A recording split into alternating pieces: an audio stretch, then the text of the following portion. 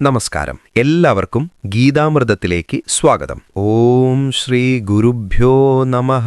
ആറാമത്തെ ശ്ലോകം. യുധാമന്യുശ്ച വിക്രാന്തഃ ഉത്തമൗജാശ്ച വീര്യവാൻ സൗഭദ്രോ ദ്രൗപദേയാശ്ച സർവ ഏവ മഹാരഥാഃ.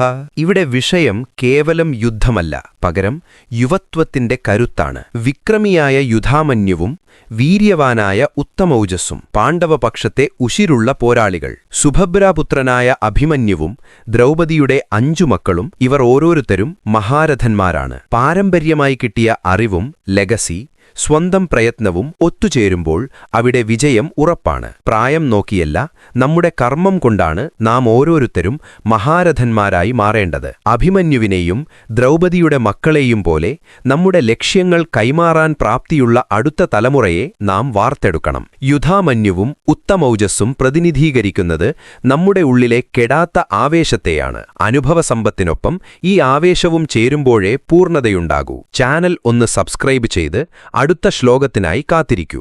നന്ദി.